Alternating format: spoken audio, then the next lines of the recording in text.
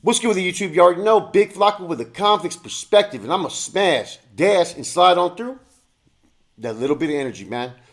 What's cracking, people? I hope you guys have a positive, productive weekend, man. Please hit the like, subscribe, comment, do all those things that help support this channel. Continue to move forward, man. And as you can tell by the title, I'm going to talk about the blacks and Surenos tier warfare in Corcoran Shoe, which I've kind of discussed vaguely, but I'm going to go into a little bit more details of the stuff that was going on, right? So, this is sometime in the late '90s, 2000, right? I just came from where was I? I think San Luis Obispo. I was heading down to Corcoran, right? And I was en route to Pelican Bay. I got endorsed to Pelican Bay. Pelican Bay Shoe as a validated prison gang member. I ended up laying over in Corcoran forever, up until I paroled, believe it or not. So I get to Corcoran. And Corcoran, okay, I'm gonna tell you like this. Corcoran was really one of those places that had a lot of scrutiny that was going on. The feds were there basically monitoring and observing it. Those officers were going to trial and whatnot. And immediately when you get off the bus in Corcoran, anybody that's been in the shoe will tell you, when you get off, you're shackled up. When you get transferred, you have waist chains, you have this and that, right? So I don't know what to expect, man. This is like a whole different element. Now we're getting into the prison politics of where the real motherfuckers are going to be. You know what I'm saying? So I get there, and when you get off the bus, they have like about a goon squad's right there to greet you. They take you off before they take off the chains, right? They have to put you in regular handcuffs. So they have about three officers, right, and on both sides, and I think a fourth one is going to put the cuffs on you, and they say, "Look up," right, and they put your hand on your neck, literally, and they say, "If you move, we'll break your fucking neck." Then they take off all the shackles and everything, and then they put you in regular handcuffs. You know what I'm saying? So it's kind of a little intimidating situation. You're like, you don't know what's going to happen because you've heard of all the abuses and all the stuff that's been going on at that time, which was when the Green Wall was really taking its name out there in Salinas Valley. So I go through the process. They take me and they put me in this little unit, right? Or actually, they take you to where the visiting is in Corcoran. That's where they hold you when you get off the bus. They get the doctors. They come in and see you, the nurses, classification, and they try to figure out where they're going to send you and everything, right? So I'm only there on a layover, right? And so they're going to find anywhere to house me at that time. So they decide to send me, I think, to 4A2 left at that time, which the 4A yard was mainly just a shoe block for those that had determined sentences.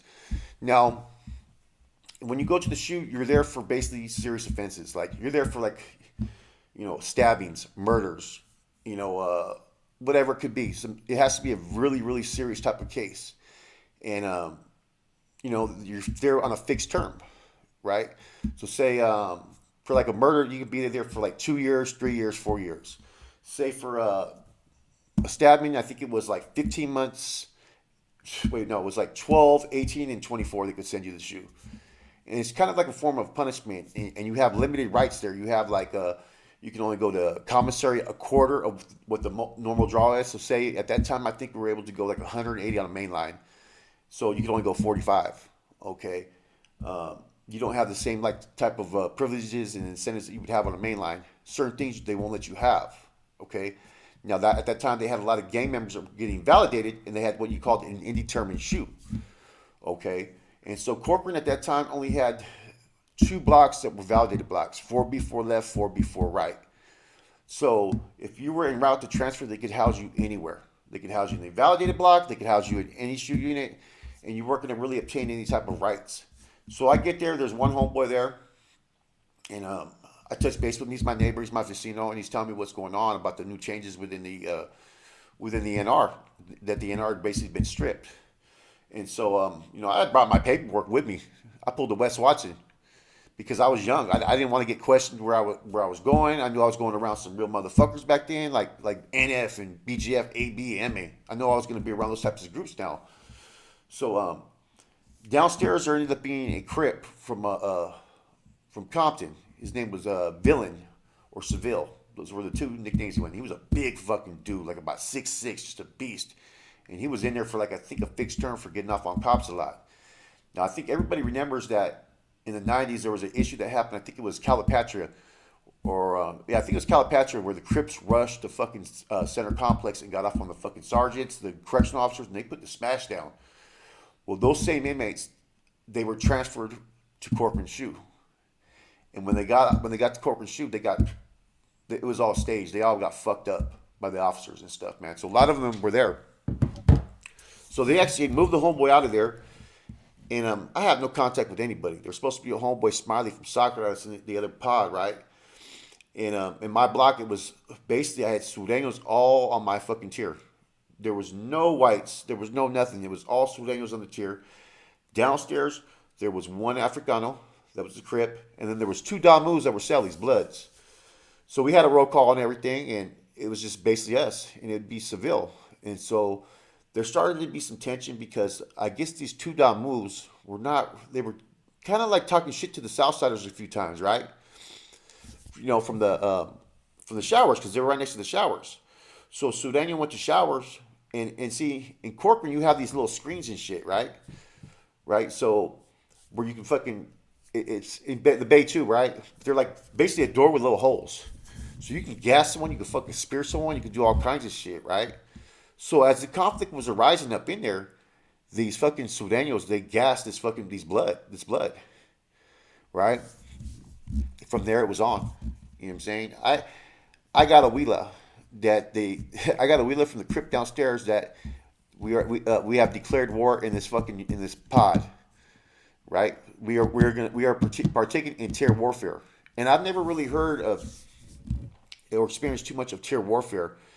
And what it was he goes any kites, any fishing, you can go.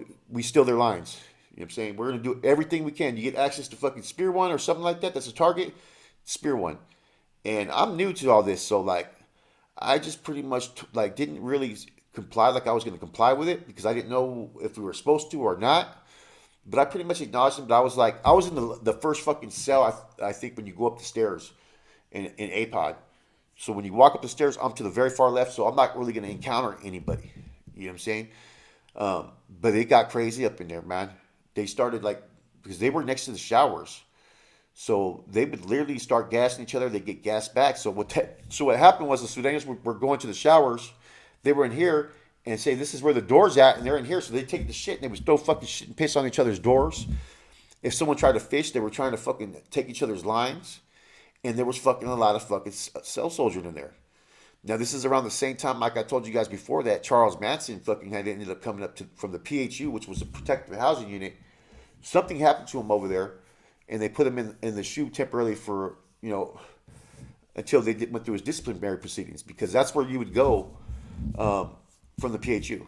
And that's before they made the little ADSEG unit. You can see the ADSEG unit from the 4B yard. Which is like they made all those new ADSEG units like they did in Salinas Valley and whatnot. Right? So, as this proceeded, man, you had fucking Charles Manson in there. Hey, he was a J-Cat. He's about 5'2". And when black dudes, we had a black new arrival, he'd get him on the fucking wire, because sometimes the Africano would be at the Crip would be fucking at legal law or something like that, and those two Damus, they'd stay up all night, they'd be sleeping all day, they weren't really programming, and he would fucking yell at the new arrival blacks, talking about he was a shot caller for the blacks, and that he was gonna get at them on paper. So he was nothing but a J-Cat. No one acknowledged him, no one regarded him, man. But the tier warfare was fucking getting real, man, and I wasn't gonna engage in it because I felt it was stupid.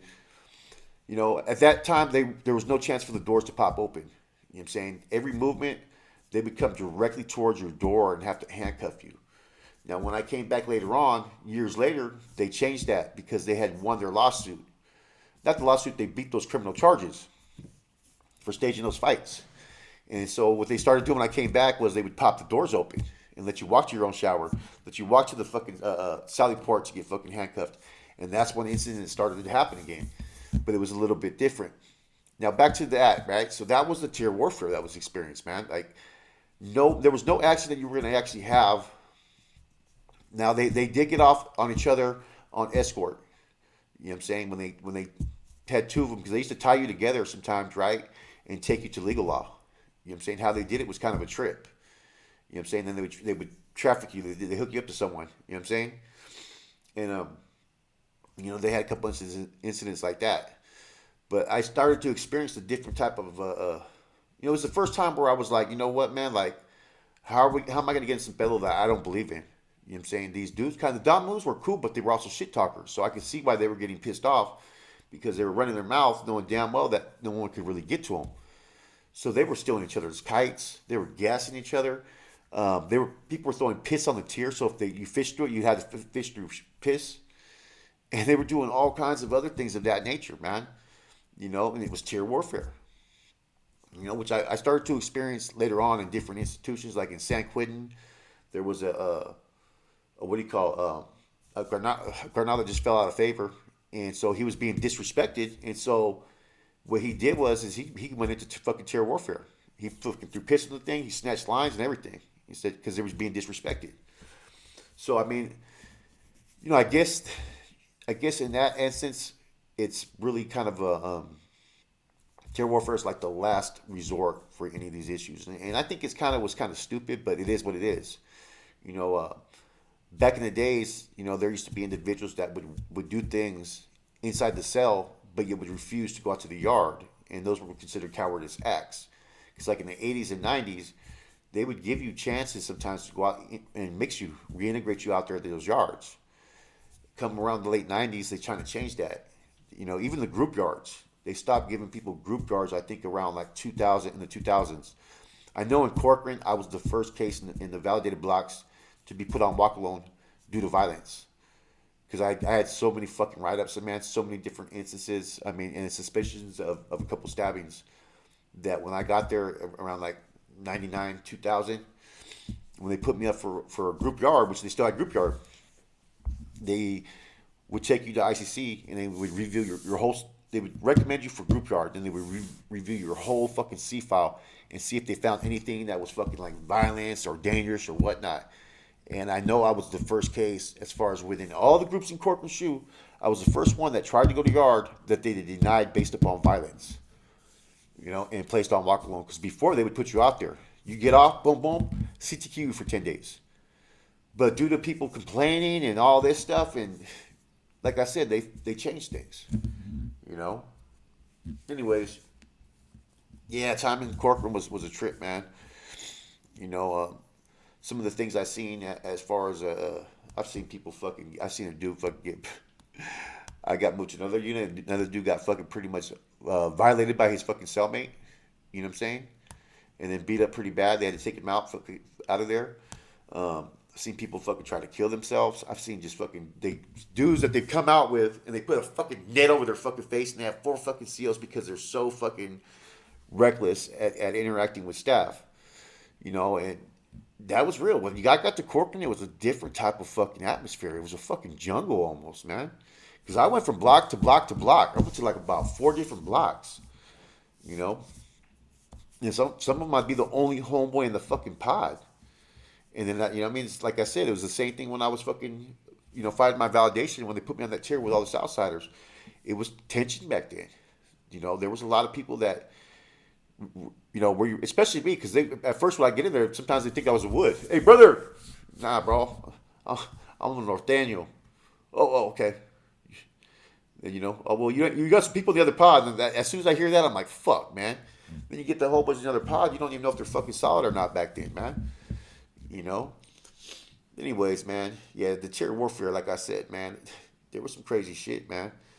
Like I said, like, shit to me, was fucking like, I didn't make no sense of it, man, and I didn't engage in it, but I kept it cool, because the one Crip that was downstairs, he was with that action, man. He was older, and he kind of laced me up on a lot of things, man, and we used to play chess all the time. He used to shoot me books and stuff, and he was teaching me Swahili as well, you know what I'm saying?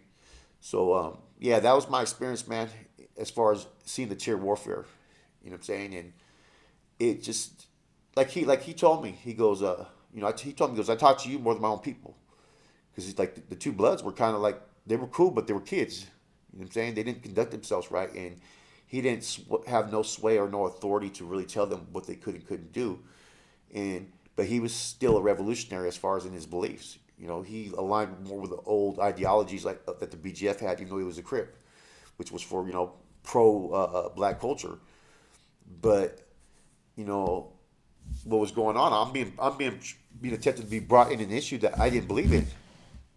Even though these Bloods were cool, they weren't gonna rock with me if something happened.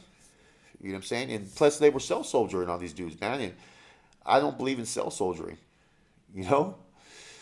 And so it was basically a tick for tack. You never knew what was going to happen that day. And I forgot I was there probably for about like I said, I moved around like 6 weeks, you know. And then finally I got to this block. And then finally I got to with some homeboys, you know what I mean? That's when I met Chilo and K9 and fucking Suave and all them. We were all on the same block and stuff. And they were, who was teaching me? Suave was teaching me how to fucking run a shoe block at that time because they thought that I was going to be left over there. Anyways, yeah, this is a little bit about the tier warfare, though, guys. You know what I'm saying? I'm trying to think of any other experiences I've had of it. Um, I've been in a lot of holes. I've been on layovers for a couple weeks at a time. Sometimes, man, believe it or not, and you never know what you're gonna see in prison, man. Like some of the crazy shit. It's unthinkable what all the stuff that I've seen. Like I haven't put everything out there because some stuff I'm like I don't want to put that out there because it may make a particular group look a certain way and whatnot. And I'm not here to try to fucking, you know, demoralize any individuals or make a group look a certain way. You know what I'm saying? Because every group has issues. Every group has done things that maybe would be considered questionable or contrary to what, would be expected. You know what I'm saying? Anyways, this is a quick spill. It's your boy Flacco, man. I'm gonna put a post up. I want to do another Q&A and maybe drop that in a day or two. I'm gonna do a Q&A for Real Talk with Flacco probably today. So get your questions on Real Talk with Flacco. That one I really don't want them to be prison based. Like I said, I want to give you guys a little something different. You know, and everything else is pretty positive right now, man. Don't let people persuade you or dissuade you from your thinking or doing the right thing. Hold tight to what you believe in, and just do the right thing as a person, man. And surround yourself with those that carry themselves in that way. You know what I'm saying? You know, I'm tired of all the little fucking big bag riffraff tick for tack with fucking people that aren't really that important to me and really don't have no sway in what I do and what I don't do. You know what I'm saying? That's upon them. I let them show their own fucking essence of who they are, and that's up to for every individual to believe what they want to believe or do what they want to do. That's the one independent right that each person has, and we got to always remember that. With that said, I'm gone.